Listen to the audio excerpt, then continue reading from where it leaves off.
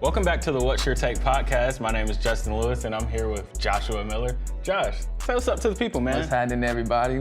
You good? You good, Justin? It's another day. I'm okay. We're gonna knock it out. We're gonna knock it out today, because today we're talking about West Alabama game. Yes, sir. The upcoming shorter game this Friday, and of course, we gotta get into the hot takes. Gotta get into them.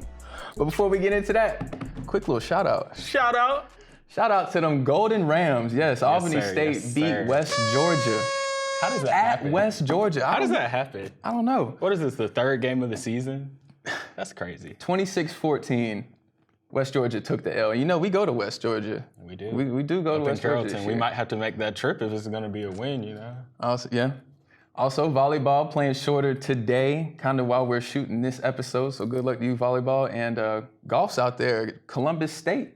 Okay. Shout out to golf. Shout out to golf, man. Let's get right into the What's Your Take episode. Justin, let's get into that West Alabama game. Go ahead, talk to the people. All right, man. So West Bama, number 20 in the nation. Was number 20 in the nation.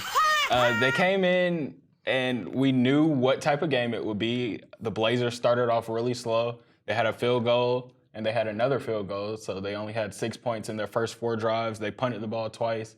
And then Rogan Wells happened. Rogan got his second career receiving touchdown on a pass from Buzz Signs, and the Blazers took a 12-7 lead. I mean, what more can you say about it, man? Rogan had a game. A quote from Gary Goff after the game: "Boy, Rogan is a gamer, isn't he?" This is Coach Goff's third game with Rogan, and he already sees it. So I just think that he got his 8th Conference Player of the Week award. Jeez. He still has a season to go, people. Rogan is legit.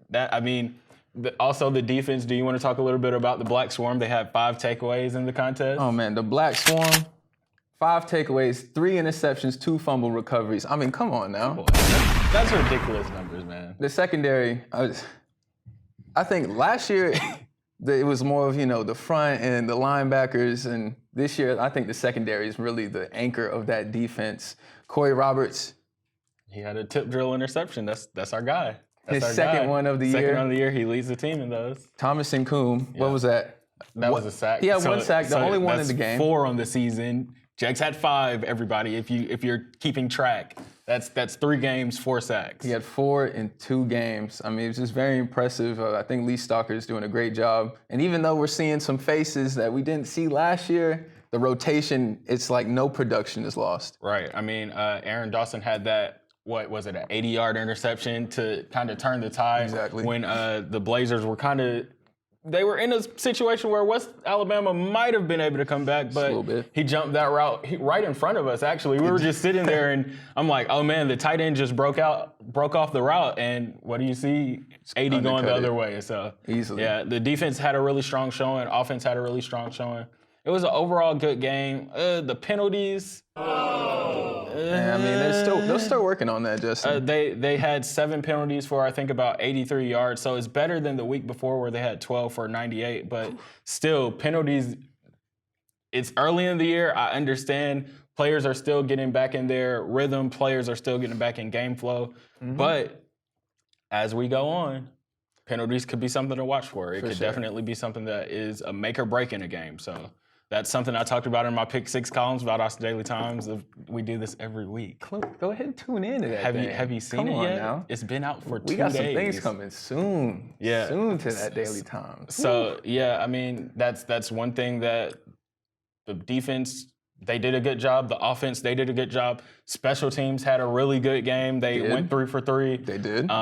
Missed that 1 point after. Missed 1. But I think on kickoffs, what was it, like 540-something yards on kickoffs? Easily. Like, these are numbers that you're expecting to be putting up later in the season, but those, the questions that we had, Albany State game, are answered now with West Bama. So that's pretty good. Now, one thing I wanted to add about that West Bama game, they still took a dominating win, but the pace, and I talked about this with you on that sideline. The pace is a lot different from that live on the edge offense, but the thing is, they're still putting up a lot of points. Yeah, I mean, it was around 40 minutes. I think 38 was the final time of possession for the Blazers, but if you're playing a 60-minute football game and you can get 38 minutes, like the other team doesn't have an opportunity to score. They're sitting on the sideline getting anxious, getting worried about it. So that's really good.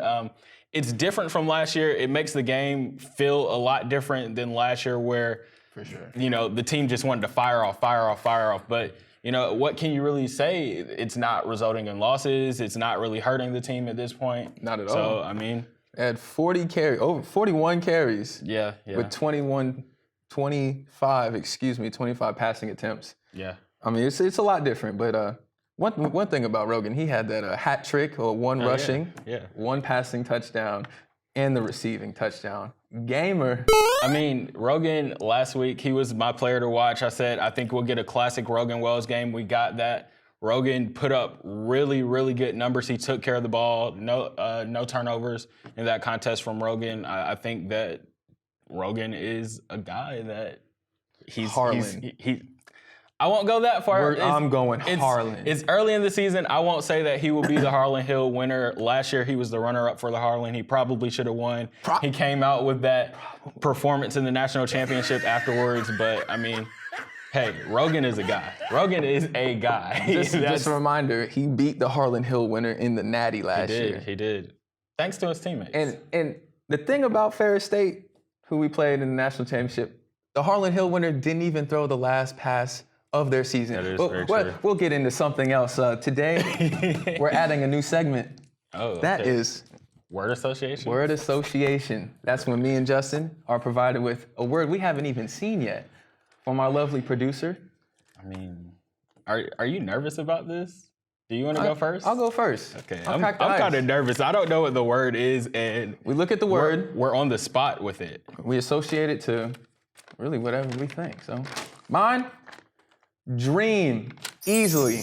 It is a dream to have the offensive weapons that Gary Goff has. It's a dream to come up on a team so good with a solid foundation. It's a dream, and he's living it. That's a good one. I'm scared, that Josh. was easy. Josh, I'm worried about this. I don't know because you had dream, and when you read your word, I was scrambling in my mind to try to pull something. I think I was gonna say, I don't know, the dream team, maybe. Well, open your word, Justin. Okay. I think you're thinking too hard. Okay. What you got over there? Whimsical. That's a big one. Do we need a dictionary? I have no clue. Whimsical. Okay. It is whimsical that... Use it in a sentence. It is whimsical that the Blazers... I have no clue. You know what? He needs some milk. I'm not doing this. Do you have something for whimsical?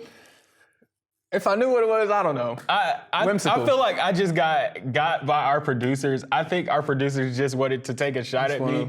You got dream and I got whimsical. This is bad. Take us into the next segment. This is bad. This is very, very bad. All right, so the next thing that we're gonna do is shorter. We're gonna do shorter in short. In short. Short. Because I'm gonna read an excerpt from my Pick Six column. Tune in to the VDT, please. Take a walk with me, Josh. Take a walk with me. I'll take a nice little stroll. This weekend, the Blazers will be traveling to Rome, Georgia for their first true road trip. It's coming against Shorter Hawks, who have not fared well against VSU in football competition. Shorter was the team that started the current win streak for the Blazers. A 52-0 victory in the final regular season contest of 2017 is where it all began. Ooh. Now, the team eyes win number 19 and their 8th consecutive win against the Hawks. The Hawks have not scored on the Blazers in 3 years. In fact, the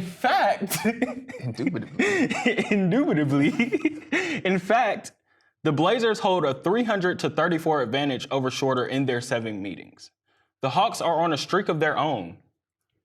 A 42-game losing streak that dates back to 2015. Oh, my God! In short, this should be a walkover win for VSU, but stranger things have happened. That was beautiful. That was really beautiful. Did you look up all 42 losses? I did, actually. But, it's really easy when you go back and they have 0-11, 0-11, 0-11, 2-9. Yeah, it was really easy. I was like, yeah, this is... Whew. Moment of silence for the coach at Shorter. Yeah. He needs some help. That was rough. But let's talk about players to watch for the Shorter game. We just laid out all of the stats for you. It should be win number 19 for the Blazers in a row. It should be win number 19 in a row, which will, again, they're on a season, a program best streak right now. Win number 18. Who are you watching for this game? Who do you think you'll see have a breakout game of sorts? All right. I was going to go with Jamar. Because, he had 14 touches last game. I feel like Shorter's a game where you're going to want to run that clock. You want to get there and get out of there. Like, that ain't no comp. But I'm going with Ivory. I think Rogan's going to have a good first half. And after spanking on him for the first 2 quarters, you got to put Ivory in to just, boom, hit him with that last hit. So I think Ivory's going to have a good game. A really big game. You know what's crazy? What's that? I was going to say Ivory if you did not say Ivory because why not? With the difference, I don't think Rogan's going to be in the game very long. He might be in the first quarter, maybe even the second quarter. Throughout the second and third quarters, the third and fourth quarters, I do not think that we will see Rogan a lot. So that opens the door for Ivory to kind of, showtime. Dance on him. Do what he does. But I think I'm going to go with Nick Moss. Nick was out of last week's game. Yeah. He did not suit up last week. So I think this week will be a good game for him to get back in, back in the groove. Shorter. Shorter. They're going to get blasted. Oh, my goodness. Can we stop talking about this? Can we talk about something else? I want to get into a score prediction. Actually, do you want to? We can. Talk to me. Let's go. I think Shorter will score. Let's go. Kerwin was the coach for those last 3 contests where they didn't score. I think Goff will play a little bit on the safer side of things. They will get 14 points to VSU's 42. 14 to 42. 14 to 40. You giving them 14? Yeah, 2 touchdowns. You're ridiculous. That is insane. I got another shutout. Of course you do. You have a shutout every week. This is a reasonable shutout, though. This is a reasonable shutout. 52-0, 52-0 are the last 2 games. So that's a reasonable shutout. I'm going 52-0 for the 3rd straight season. That's my prediction. That's not going to happen. And that's not even a hot take, because it's doable. But it is a hot take. What's that? The hot takes. Let's get into them hot takes. Did you like my joke?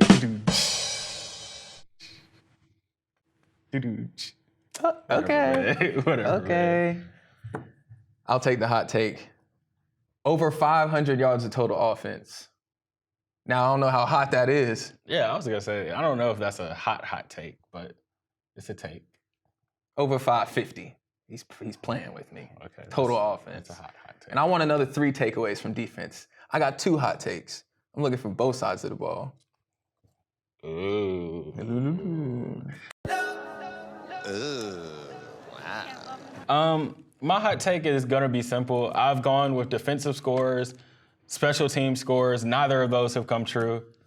I just want to see offense have 0 turnovers in the game and spread the love. Maybe I want to see 3 receivers with receiving touchdown. With a tub? 2 rushing touchdowns from 2 different players. So 5 different players score. 5 different scores. That seems doable against Shorter, especially with if it goes how we think it's going to go. They can do that in the first quarter. If it goes how we think it's going to go, they're going to have backups in by halftime. Early. So if in the second half, I think our backups are just as dangerous as our starters. We've been there all camp. We saw them all spring. The guys can play. It's a reason why they're on the national champion team. No cap. So I think that's a doable hot take. I don't know, player to watch. Man, you know what? I really was pulling for David White against West Alabama. Yeah, David. And he should have had 2 touchdowns after he broke off one of these corners. That video that you got where the corner touched the ground, he was gone on that one. He was gone on that one. But he did have that one after Rogan broke off that long run right before the half. So, I mean, you know, you live and you learn. I'm going with Buzz. Buzz Easily. I mean, of course, Ivory's going to take over, but I mean, as far as outside quarterback who's going to take every snap, I'm going to go with Buzz on this one. He's going to have a good game. I'll go with KB. Shifty Kenny? K2. Okay. Yeah. Man, hey, Coach Goff, I mean, if you're watching, if you're tuning in, put my man back there, punt return. Like, I need to see it. I want showtime. Shifty K2, if he gets the ball, you're not touching him if you're the first defender. I'm sorry. It just doesn't happen that way. Like, guys fall. Ankles are taken. I want showtime. Showtime. Well, Justin, I think that wraps it up for our 3rd episode of the What's Your Take podcast. Wrap it up then. Thank y'all for tuning in. We will see you next week.